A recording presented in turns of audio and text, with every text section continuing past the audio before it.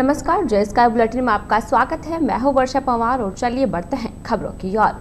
कोविड-19 के बाद शहर में गुरुवार को एक बार फिर से गोविंद के जयकारों की गूंज शुरू हुई। मौका था शहर के मसूदा रोड शांतिनगर सावरिया सेठ मंदिर के पास श्रीमद् भागवत कथा आयोजन का। कथा शुभारंभ के मौके पर मसूदा रोड स्थित प्रभु की बगिया से भव्य कलश यात्रा निकाली गई। बैंड बाजों की मधुर धुन के साथ निकाली गई शोभा यात्रा में बड़ी संख्या में महिला तथा पुरुष श्रद्धालुओं ने भाग लिया। इस दौरान कथा के मुख्य यजमान रणजीत सिंह, अजय सिंह राठौर, सावरिया सेठ मंदिर के महंत दीपक शर्मा सहित अन्य भक्तजन मुंह पर मास्क लगाते हुए कोविड-19 गाइडलाइन की पालना करते हुए चल रहे थे। शोभा यात्रा के कथा स्थल पहुंचने के बाद कथावाचक संत आचार्य पंडित ध्यानु गौतम ने कहा कि बीमारी अभी गई नहीं है, अतः हमें सावधानी बरतनी चाहिए। उन्होंने कहा कि मनुष्य 84 लाख योनियों में भटकता हुआ फिर मनुष्य जीवन प्राप्त करता है। प्रभु की कृपा से ही हमें ये जीवन मानव जीवन मिला है, इसे व्यर्थ नहीं जाने दे। कथा शुभारंभ के प्रथम दिवस कथा रसपान करवाते हुए संत ने महात्म्य की कथा सुनाते हुए भक्ति चरित्र तथा धुंधकारी के जीवन चरित्र का वर्णन किया। संत ने कहा कि अपने संतान की हर इच्छा को पूरी करना माँ बाप का कर्म है, परंतु जिनके एक ही पुत्र हो उन्हें ये सावधानी रखनी चाहिए। बच्चा जैसे वातावरण में रहेगा वैसा ही गुण प्राप्त करेगा, इसलिए बचपन से ही अपने बच्चों को मंदिर लेकर जाना चाहिए और उन्हें बताए कि ये भगवान है। जहाँ कथा अथवा सत्संग हो, बच्चों को अवश्य लेकर जाए ताकि बच्चों में भक्ति के गुण पनप सके और अच्छे संस्कार मिल सके। पंडित ध्यानु गौतम ने कहा कि भक्ति से अच्छे संस्कार मिलते हैं और श्रीमद् भागवत कथा रसपान से जीवन का उद्धार होता है। कथा के दौरान बड़ी संख्या में महिला एवं पुरुष श्रद्धालु उपस्थित थे। भारत विकास परिषद शाखा ब्यावर एवं राठी हॉस्पिटल के संयुक्त तत्वावधान में आयोजित 2 दिवसीय निःशुल्क स्त्री रोग न्यूट्रिशन एवं डाइट परामर्श शिविर का गुरुवार को शुरू हुआ। इस मौके पर भारत माता व स्वामी विवेकानंद के चित्र पर शाखा संरक्षक लक्ष्मण दास कुंडानी, अध्यक्ष राजेंद्र काबरा, डॉक्टर अंजना राठी, डॉक्टर आयुषी जिंदल, महिला प्रमुख निशा खंडेलवाल ने दीप प्रज्वलित व माल्यार्पण कर शिविर का विधिवत शुभारंभ किया। शिविर का शुभारंभ वंदे मातरम गायन के साथ किया गया। इसके पश्चात दोनों चिकित्सकों का माला पहनाकर स्वागत किया गया। शिविर प्रभारी कमलेश बंट व सह प्रभारी सीमा जिंदल ने बताया कि शिविर के पहले दिन गुरुवार को 7 महिलाओं व युवतियों ने पंजीयन करवाया। शिविर में डॉक्टर अंजना राठी द्वारा स्त्री रोग एवं डॉक्टर आयुषी जिंदल द्वारा न्यूट्रिशन एवं डाइट से संबंधित रोग का परामर्श दिया जा रहा है। शिविर शुभारंभ कार्यक्रम का संचालन कमलेश बंट ने किया। इस दौरान संरक्षक लक्ष्मण दास गुंडानी, अध्यक्ष राजेंद्र काबरा, सचिव प्रशांत पाबूवाल, डॉक्टर रमेश शर्मा, डॉक्टर लालचंद हेडा, अनिल भराड़िया, संजय जिंदल, पंकज बंट, अशोक मेवाड़ा, निशा खंडेलवाल, शोभा सोमानी, इंदु काबरा, शशि भराड़िया, स्वाति जैन तथा महिला प्रमुख निशा खंडेलवाल आदि उपस्थित थे। राठी हॉस्पिटल के संयुक्त तत्वाधान में निःशुल्क स्त्री रोग डाइटिशियन एवं न्यूट्रिशन शिविर का शुभारंभ हो रहा है। ये शिविर 2 दिन चलेगा। आज 18 तारीख और कल 19 तारीख। शिविर का समय 11 से 1 बजे का रखा गया है, जिसमें डॉक्टर अंजना जी राठी जो स्त्री रोग विशेषज्ञ हैं और साथ ही डाइटिशियन जो आयुषी जिंदल हैं उनकी सेवाएं मिलेगी। और जैसा कि आमतौर पे हम खाने पीने की आदतों पे बहुत ज़्यादा ध्यान नहीं देते हैं और ये ऐसा माना जाता है कि 90% जो शारीरिक रोग हैं खाने पीने की अनुचित और अनियमित आदतों की वजह से। इसी वजह से एक डाइट प्लान किया जाएगा। इनका मुख्य लक्ष्य है, इसमें महिलाओं के लिए शिविर लगाया गया है। तो जो प्रेग्नेंट लेडीज़ हैं, जो लैक्टेशन वाली लेडीज़ हैं, जो बच्चे को दूध पिलाने वाली लेडीज़ हैं, उनके लिए ये शिविर लगाया गया है। भगवान का भजन कीर्तन सत्संग जहाँ हो वहाँ जरूर जाए। अगर जीवन में आप किसी तीर्थ धाम नहीं गए हो तो कोई बात नहीं, लेकिन सत्संग हो वहाँ अवश्य जाए। जहाँ सत्संग होता है वहाँ सारे तीर्थ आ जाते हैं। तीर्थ स्थान पर स्नान व दर्शन से तन मन साफ होता है। सत्संग कथा से आत्मा शुद्धि होती है। उक्त प्रवचन अंतर्राष्ट्रीय रामस्नेही संप्रदाय के विद्वान संत गोपाल राम महाराज ने अजमेरी गेट स्थित रामद्वारा में गुरुवार को धर्म सभा को संबोधित करते हुए कहे। संत ने कहा कि भगवत नाम का कीर्तन और भगवान के मंदिर में किया जाए और जितने लंबे समय तक रुकना चाहिए। भगवान शिव ने और पार्वती ने नृत्य के साथ कीर्तन का शुभारंभ किया था, जिससे हर प्रकार के रोगों और तनावों से मुक्ति मिल सकती है। जहां भी कीर्तन होता है ईश्वर वहां अवश्य ही रहते हैं। किसी घर या स्थान में नियमित रूप से कीर्तन करने से घर की सारी नकारात्मक ऊर्जा दूर हो जाती है। महाराज ने कहा कि प्रत्येक जीव को सत्संग, कीर्तन और दर्शन का सुख प्राप्त नहीं होता। जिस पर प्रभु की कृपा होती है उसे ही यह आनंद मिलता है। जैसे हम संसारी लोग ढेर में में से अच्छी अपनी मनपसंद चीजें चुनते हैं, उसी प्रकार परमात्मा भी भीड़ से अच्छे लोगों को चुनकर यहाँ बुलाते हैं। आप सभी बड़भागी हैं जिन पर परमात्मा की विशेष कृपा हुई है। संत ने कहा कि रामद्वारा मंदिर में सत्संग, भजन, कीर्तन होते रहना चाहिए। ये प्रभु से जुड़ने के साधन हैं, इनसे जीवन परिमार्जित होता है और अच्छे संस्कार आते हैं। संत भक्ति की सेवा से धन की शुद्धि होती है। भगवान भी संत सेवा कर प्रसन्न होते हैं। हमारे जीवन में किसी संत का आगमन हो तो कल्याण निश्चित है।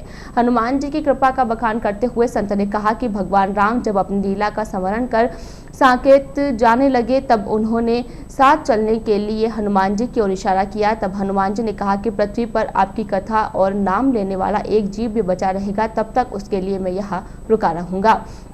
इस मौके पर संत केवल राम महाराज ने महाराज विजयानंद आओ जी आज भैया मन भाया में साधु दर्शन पाया आदि भजन गाए। साथ ही संत संतोष दास महाराज में कीर्तन करवाया। प्रवचनों के दौरान राजेंद्र गर्ग, रुद्रदेव, रमेश सेन, भगवान साहू, मोहन भाई सिंधी, उमेश शर्मा, रामायण मंडल अध्यक्ष राजकुमार आत्रे, दुर्गा देवी साहू, भंवरी देवी मेवाड़ा, मोहनी देवी शर्मा, मंजू शर्मा तथा सरस्वती साहू आदि भक्तगण उपस्थित थे। अंत में स्वामी रामचरण जी महाराज की अनुभव वाणी का पूजन, गुरु महिमा का पाठ और आरती करके प्रसाद वितरण किया। वर्तमान में विघटित होते परिवारों को बताना नितांत आवश्यक है। परिवारों के टूटने के कारण ही समाज कमजोर हो रहा है। इसी को ध्यान में रखते हुए जमात इस्लामी हिंद की महिला विंग की ओर से 10 दिवसीय मजबूत परिवार मजबूत समाज नाम से एक राष्ट्रीय अभियान चलाया जा रहा है। अभियान की जानकारी लेकर गुरुवार को जमात इस्लामी हिंद की ओर से होटल विक्रांत में एक प्रेस वार्ता का आयोजन किया गया। वार्ता के दौरान जमात इस्लामी हिंद के प्रदेश सचिव डॉक्टर मोहम्मद इकबाल सिद्दीकी, GIO राजस्थान के पूर्व प्रदेशाध्यक्ष उबेदा इकबाल, अजमेर पाली तथा राजसमंद के संयोजक मुमताज अली तथा ब्यावर अध्यक्ष डॉक्टर जावेद हुसैन ने शिरकत की। प्रेस वार्ता के दौरान वक्ताओं ने बताया कि परिवार समाज की सबसे महत्वपूर्ण इकाई है। समाज को मजबूत करने और स्थिर रखने में परिवार की भूमिका अत्यंत महत्वपूर्ण है। अच्छे और मजबूत परिवार समाज को सही दिशा देने में बुनियादी भूमिका निभाते हैं। आज परिवार नामक यह संस्था खतरे में है और बिखराव के कगार पर है। आज के भौतिक युग में हमारी जीवन शैली में जो बदलाव आए हैं उनमें भौतिकवाद को प्राथमिकता दी जा रही है, जिससे पारिवारिक संस्था बिखराव की स्थिति में आ गई है। अतः सभी समुदायों का यह सामूहिक कर्तव्य है कि परिवार को बिखरने से बचाए और इसे सुदृढ़ बनाने का प्रयास करें ताकि मजबूत परिवारों के आधार पर एक मजबूत समाज बनाया जा सके। राष्ट्रीय महिला आयोग ने हाल ही में बताया कि कोविड-19 व लॉकडाउन के दौरान घरेलू हिंसा में तेजी से वृद्धि हुई है। अन्य सर्वेक्षण रिपोर्टों में बताया गया कि घरेलू हिंसा में वृद्धि पिछले 10 सालों के उच्चतम स्तर पर पहुंच गई है। यह संख्या वास्तव में बहुत अधिक है, लेकिन मात्र 7% मामले भी अधिकारियों तक मदद के लिए पहुंचते हैं। तलाक की दर में भी वृद्धि हुई है और पारिवारिक विवादों के भी सर्वाधिक मामले दर्ज हुए हैं। असभ्य कहलाने वाले समाज में महिलाओं के विरुद्ध मौखिक, शारीरिक, यौन और मनोवैज्ञानिक हिंसा और दुर्व्यवहार के मामले बेहद आम है। हमारे बच्चे, युवा और वरिष्ठ नागरिक भी विभिन्न प्रकार की कठिनाइयों का सामना कर रहे हैं। युवा आज विवाह और पारिवारिक जीवन की जिम्मेदारियों से बचना चाहता है। ये मातृत्व और पितृत्व की जिम्मेदारी लेने से कतराने लगे हैं। लिव इन रिलेशनशिप, समलैंगिकता, गर्भपात की बढ़ती दर के साथ साथ पारिवारिक और सामाजिक मूल्यों से विद्रोह या बढ़ते रुझान एक स्वास्थ्य समाज के लिए चुनौती के समान है। परिवार संस्था की मूल स्थिति को बहाल करना और इस दिशा को उचित दिशा और समर्थन देना समय की आवश्यकता है। इस महत्वपूर्ण आवश्यकता को देखते हुए जमात इस्लामी हिंद के महिला विभाग ने मजबूत परिवार मजबूत समाज के नाम से राष्ट्र स्तर पर एक अभियान चलाने का निर्णय लिया है। अभियान के दौरान राष्ट्रीय एवं प्रदेश स्तर की जाने वाली गतिविधियों में जमीनी स्तर के कार्यक्रम और जमात के कैडर का आत्मनिरीक्षण शामिल है।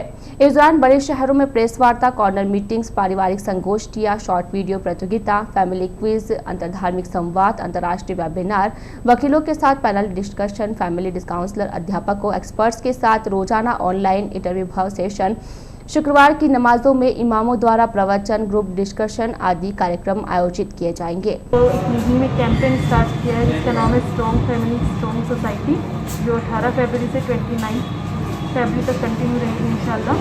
तो इस मुहिम का एम यही है कि अवेयरनेस क्रिएट करना चाहती है टू स्ट्रेंथन करने के लिए किसको, हमारी फैमिली को, हमारे होम को, क्योंकि एक परिवार जो होता है वो एक बेसिक यूनिट होती है किसी भी सोसाइटी। सदर थाना अंतर्गत ग्राम खरवा में बुधवार रात को एक होटल पर खड़े ट्रेलर में आग लग गई। अज्ञात कारणों से लगी आग के कारण देखते ही देखते आग ने विकराल रूप धारण कर लिया। खड़े ट्रेलर में अचानक लगी आग के कारण किसी अनहोनी की आशंका के चलते आसपास के दुकानदारों तथा वाहन चालकों में अफरा तफरी मच गई। ट्रेलर की ट्रॉली में लगी आग की लपटें दूर से ही दिखाई दे रही है। जानकारी के अनुसार गुजरात नंबर का यह ट्रेलर रामपुरा चौराहा स्थित कृष्णा होटल के बाहर खड़ा था। उधर खड़े ट्रेलर में लगी आग की सूचना मिलने के बाद ब्यावर नगर परिषद की अग्निशमन विभाग के कर्मचारी लखविंदर सिंह, महेंद्र सिंह तथा भगवान सिंह आदि दमकल की गाड़ी लेकर मौके पर पहुंचे तथा आग पर काबू पाया। जानकारी मिली है कि आग की घटना ने किसी प्रकार की कोई जनहानि नहीं हुई है। आग के कारण काफी देर तक यातायात बाधित रहा। ब्यावर अमरपुरा स्टेशनों के बीच किलोमीटर स्थित संपार फाटक संख्या 26B जो कि मिल गेट फाली फाटक के नाम से भी जाना जाता है। उक्त फाटक पर गुरुवार को कंप्लीट ट्रैक रिन्यूअल संबंधित इंजीनियरिंग कार्य किए गए। इस हेतु गुरुवार को सुबह 8 से शाम 4:30 बजे तक फाटक बंद रही। ब्यावर शहर से आसपास के कई गांवों की ओर जाने वाले मार्गों से जोड़ने वाला मुख्य मार्ग होने के कारण लोगों को भारी परेशानियों का सामना करना पड़ा। इस दौरान आमजन को अन्य वैकल्पिक मार्गों का उपयोग करना पड़ा। शहर में आने के लिए गहलोत कॉलोनी स्थित पुलिया तथा छावनी वाले आरयूबी का उपयोग किया गया। आबकारी विभाग ने प्रदेश भर में नई पॉलिसी जारी कर दी है, जिसके तहत प्रदेश में शराब दुकानों की नीलामी के लिए रजिस्ट्रेशन प्रक्रिया शुरू हो गई है। इस बार आबकारी विभाग द्वारा शराब की दुकानों के लिए ऑनलाइन नीलामी प्रक्रिया अपनाई जाएगी। नई आबकारी नीति के तहत इस वर्ष दुकानों का आवंटन ऑनलाइन नीलामी के द्वारा किया जाएगा।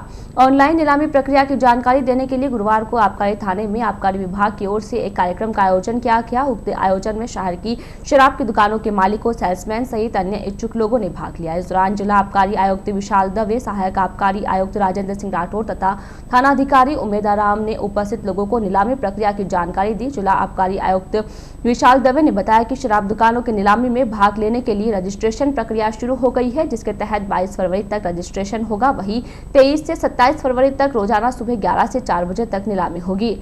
दुकानों की न्यूनतम रिजर्व प्राइस से ही बोली शुरू होगी। बोलीदाता को कम से कम 5,000 रुपए बढ़ाकर बोली लगानी होगी। नीलामी में भाग लेने के लिए 22 फरवरी को गत रात 11:59 तक ऑनलाइन आवेदन किया जा सकता है। उन्होंने बताया कि किसी दुकान की मिनिमम रिजर्व प्राइस 50 लाख रुपए है तो आवेदन के 40,000 और धरोहर राशि के 50,000 रुपए बोली में शामिल होने के लिए भरने पड़ेंगे।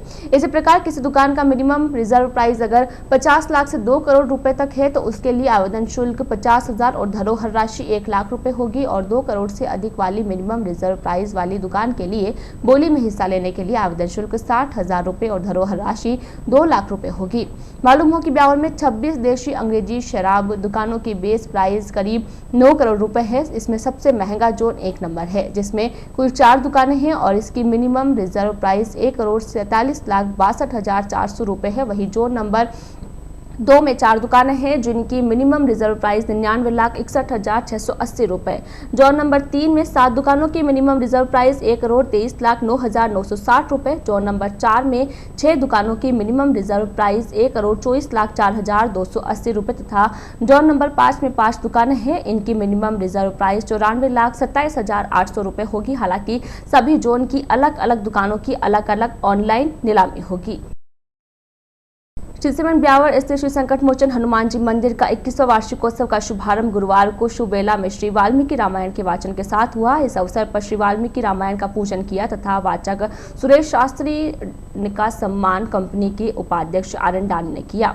इस दौरान श्री वाल्मीकि रामायण की महत्ता बताई गई। पाठ 9 दिन तक श्री संकट मोचन हनुमान जी के मंदिर में चलेगा। 21वें वार्षिकोत्सव के शुभारंभ होने पर कंपनी के पूर्णकालिक निदेशक पीएन छंगानी, अध्यक्ष संजय मेहता तथा संयुक्त अध्यक्ष अरविंद खींचा ने शुभकामनाएं देते हुए श्री परिवार के सभी सदस्यों से आग्रह किया कि वे कोविड-19 गाइडलाइन की अनुपालना करते हुए संकट मोचन हनुमान जी के दर्शन का लाभ प्राप्त करें। मालूम हो कि इस वर्ष कोविड-19 के मद्देनजर एवं सभी के स्वास्थ्य का ध्यान रखते हुए यह महोत्सव संक्षिप्त रूप में मनाया जाएगा।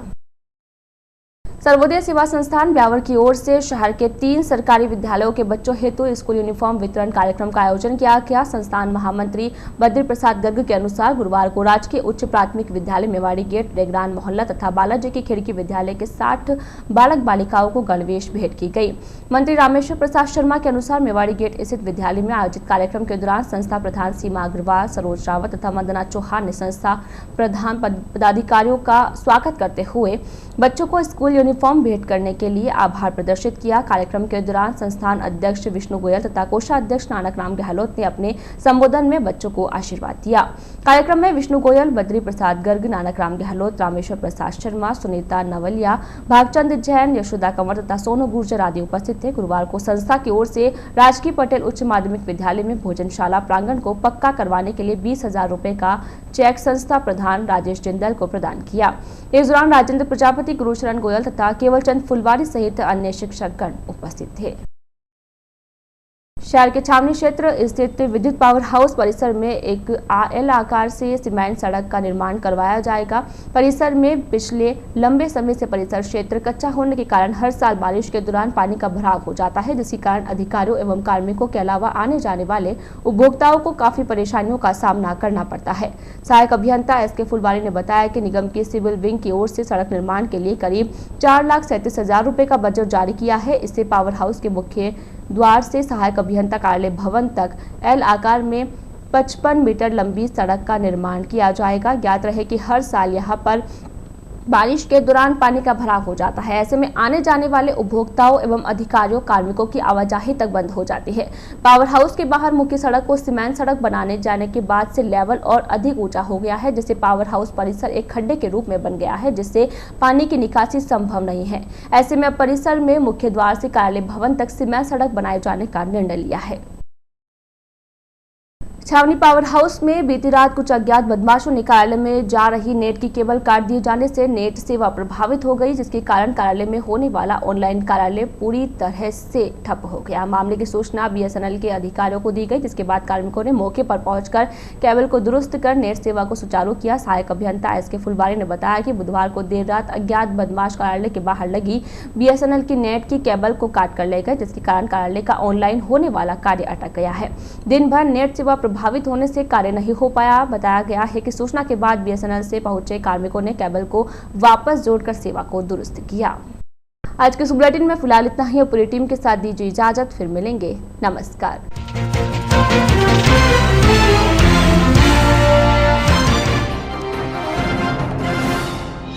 कोरोना काल के बाद पहली बार शहर में गूंजे गोविंद के जयकारे। मसूदा रोड शांतिनगर में शुरू हुई श्रीमद् भागवत कथा। जमात इस्लामी हिंद महिला विंग का मजबूत परिवार मजबूत समाज अभियान विघटित हो रहे परिवारों को बचाने के लिए होंगे विविध आयोजन।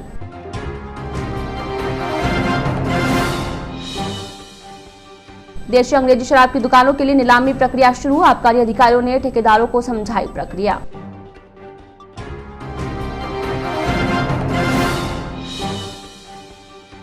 और सर्वोदय सेवा संस्था का वर्दी सेवा अभियान 60 स्कूली बच्चों को भेंट की विद्यालय गणवेश।